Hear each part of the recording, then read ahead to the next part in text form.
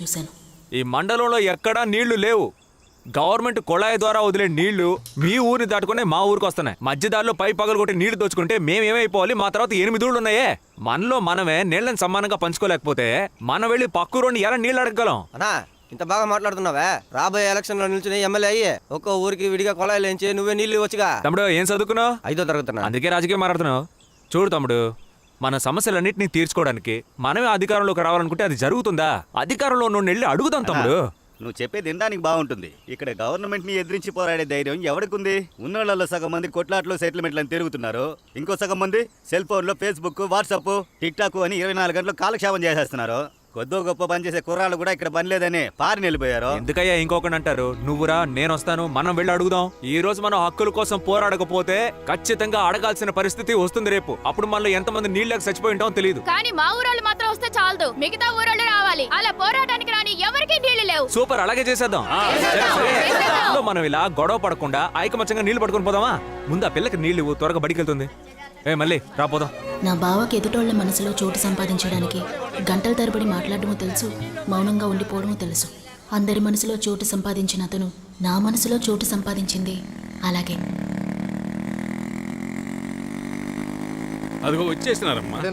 ఏనన్నా, నీటి ఓటు ఉన్న చోటు నిజంగానే చెప్తారా? అవును తల్లి, ఆ కాలంలో ఇంజనీర్లు మిషన్లు ఆడుండే. బాగా చదువుకుని మేధావులు అంచనా కూడా తప్పొచ్చు, కానీ ఈ బాబు నీటి ఓటను గణించాడంటే తప్పనే తప్పదు. ఓ రాండి దుబాయ్ బాబు, రండి రండి. నమస్కారం. దీనికోసం దుబాయ్ నుంచి వచ్చారా? ఆయన పెద్దమామయ్య దుబాయ్ లో పనిచేస్తున్నాడు. రండి రండి. ఓ డమ్మీ దుబాయా? అవునండి, ఈ దుబాయ్ డమ్మీయే. కానీ కళ్ళద్దాలు ఒరిజినల్ దుబాయే.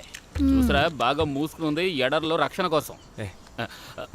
సారీ అండి, ఎక్కడ కాపర్ కమ్మీలు దొరకలేదు, అందుకే కొంచెం లేట్ అయింది. పర్లేదు బాబు, వానలు లేనందువలన చుట్టుపక్కల జనాలంతా పొలాల్ని గాలికి వదిలిపడేసి బతుకు తిరిగి పొరుగురు పోయినారు. కానీ నాను ఈ గొంతులో ప్యానం ఉన్నంత వరకు ఈ మట్టితోనే ముడిపడి ఉందాం అనుకున్నా.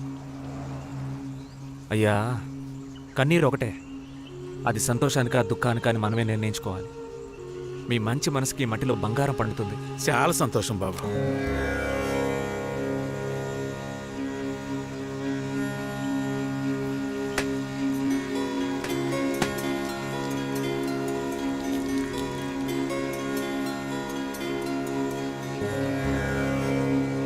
వీరభద్రయ్య, ఎక్కువ దూరం నడిపించకుండా నీళ్లు పడేలా కరుణించు అయ్యా. తండ్రి, నువ్వే దయ చూపించాలి.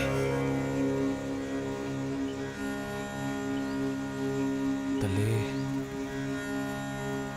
మొదలు పెట్టమంటారా? కానీ రా. Water please come in please. ఎక్కడున్నావు? వాట్ బావా, వాటర్ కమ్మింగా? ఇటువైపా? ఇటే వెళ్దాం. పద వెళ్దాం. అమ్మా, పైడి తల్లి నీళ్లు చూపించమ్మా. బావా, అటువైపు వాయువ్యం కదా, గాలే ఉంటది. అయ్యో, సరే ఇటు. సరే పద బావా, వెళ్దాం.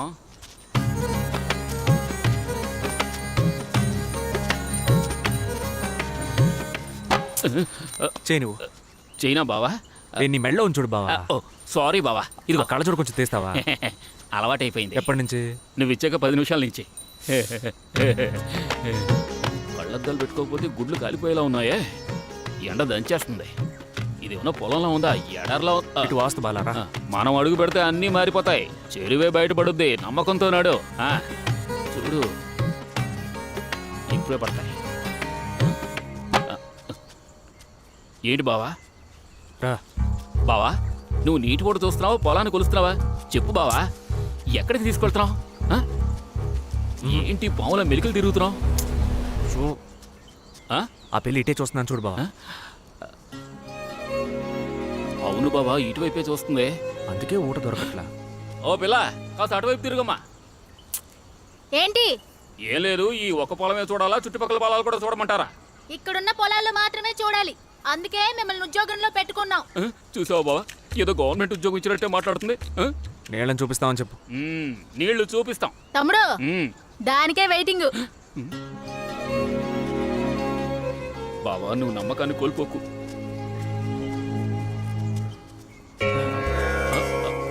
బావా,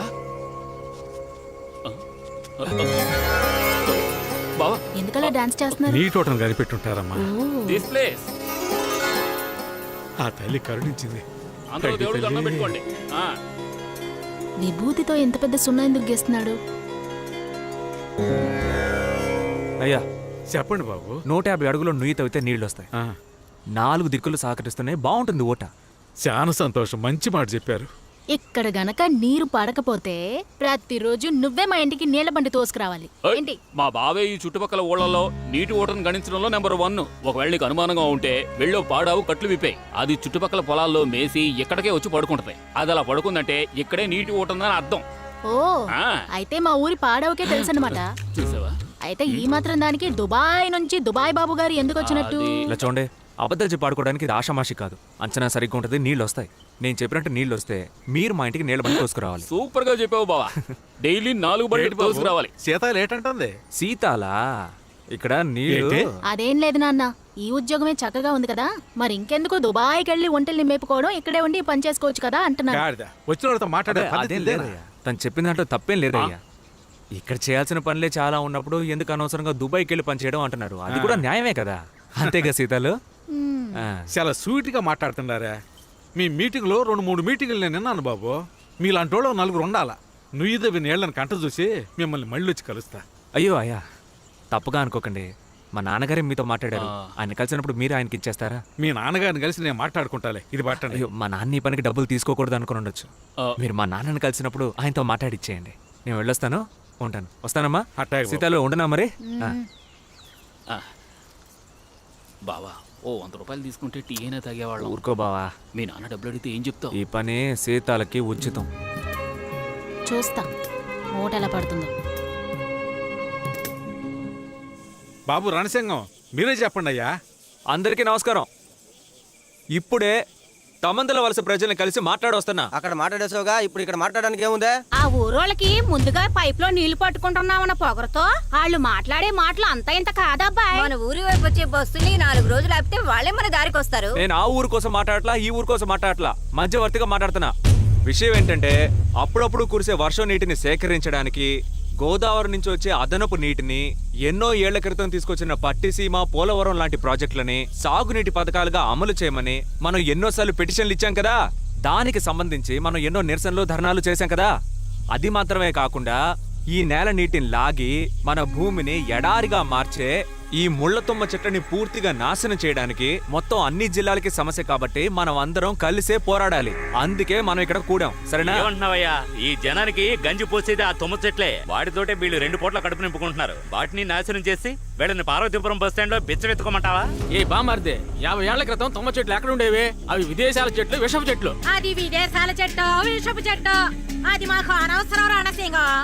అదే మాకు కూడు పెడతాంది. దాన్ని నాశనం చేసే పని తప్ప వేరే ఇంకేదైనా పని ఉంటే చెప్పు. అత్త, నువ్వు ఈ రోజుకు బతకడాన్ని చూస్తున్నావు, కానీ భవిష్యత్తులో మన పిల్లలు బాగుండాలంటే ఈ నేల బాగుంటేనే అది వీలవుతుంది. నీళ్లు రాగానే వ్యవసాయం చేయడానికి ఎవరు వరుసలో నుంచున్నారు? ఓ మోస్తరు చదువుకున్న మాకే గవర్నమెంట్ ఉద్యోగాలు రావట్లేదు. ఆ కరెంటు కంపెనీ వాడు ఉద్యోగాలు ఇస్తున్నాడుగా, ఇంకెందుకు ఈ పోరాటం?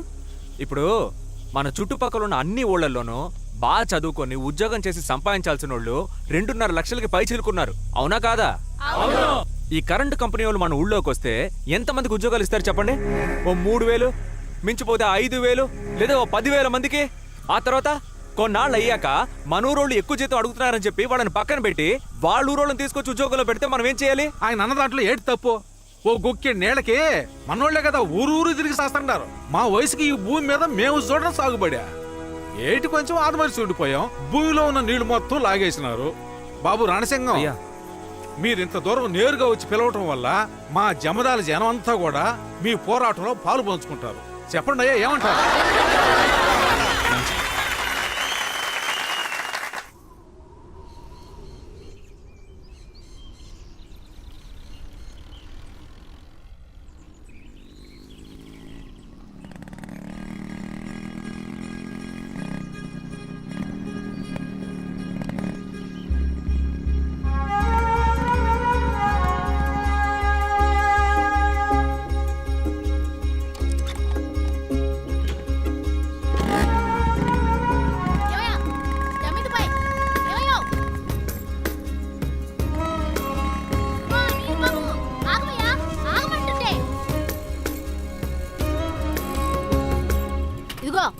మనిషి ఇక్కడ నుంచుందే ఏమైంది ఏంటి అని అడగకుండా నీ పాడికి నువ్వు వెళ్ళిపోతూ ఉన్నావు. ఏమండి అక్కడ ఒంటరిగా నుంచోనున్నారు. సరే దేనికోసం నుంచున్నారు అనుకుని నా పని చూసుకొని పోతున్నాను. నా కోసం పడిగబ్బులు కాస్తున్నారని నాకెలా తెలుస్తుంది? ఆసే ఈయన అలాగే లోకంలో ఎవరు చూడని మన్మధుడు దేశంలో ఉన్న రాణులంతా బండి కట్టుకొని నిలబడినట్టు. ఈ మన్మధుడితో మాట్లాడడానికేగా మండు టెండలో మాడు కాలుతున్నాడు నుంచోనున్నారు. ఏమయ్యా ఎవరయ్యా పడిగాపులు కాశారు? నీళ్ళొస్తాయని గారడీ చేసి మా నాన్నని మోసం చేసి డబ్బులు తీసుకున్నావుగా, ఆ డబ్బులు తిరిగి తీసుకుందామనే వచ్చాను. ఆ డబ్బులు ఇవ్వు. ఏంటే గారడి చేశానా? అవును, అది చూసి మోసపోవడానికి మా నాన్నలా నేనేమైనా తెలివి తక్కువదాన్ని అనుకుంటున్నావా? ఇలా చూడవయ్యా, ఇప్పుడిక్కడ ఎక్కడ నీరుందో నాకు నిరూపించి చూపించాలి. నువ్వు చూపించలేదంటే తీసుకున్న డబ్బులు తిరిగివ్వు. గడుస్తానువే. నీటి ఊట చూడడానికి కొన్ని సామాన్లు అవి కావాలి.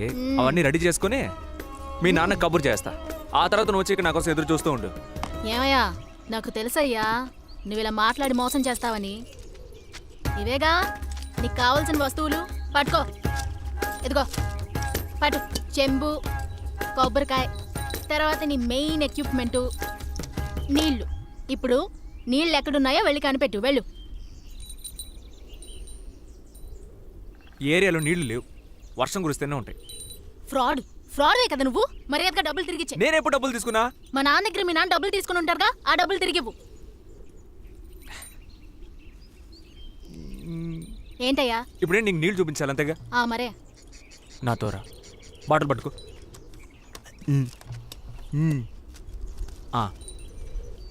దేవుడా, ఇదే నాకు పెళ్ళంగా రావాలయ్యా.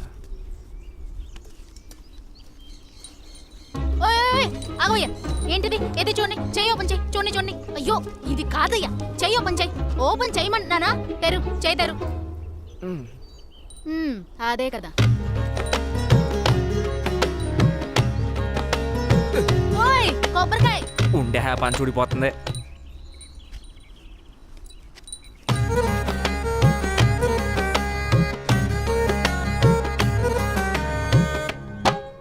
ఓయ్ ఏంటయ్యా కొబ్బరికాయ ఆగలేదు, నువ్వు ఆగేమే?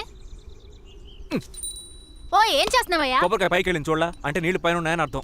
ముద్ద నష్టపోవడం. దొరికిపోయావా? నువ్వేదో చేస్తావని నీ మాటని మా నాన్న నమ్మి నా పెళ్లి కోసం దాచుంచిన 2 పెట్ల నెమలి గొలుసుని అమ్మి అక్కడ నుయ్యి తవ్వుతున్నాడు. ఆయన సంగతి వెళ్ళి చెప్తాను నిన్ను. ఇలా ఇవ్వు. ఇలా చూడు, ఒకవేళ మీ నాన్న తవ్వే నుయ్యిలో నీళ్లు వచ్చాయి అనుకో, నీ 2 పెట్ల చైన్తో పాటు తాళి కొనిస్తాను, కట్టుకుంటావా? కట్టుకుంటా. ఉండు, పోలీసులతో చెప్పి నీ చేతికి బేడీలు ఇస్తాను. తాళి కడతాడట, తాళి. మోసగాడా.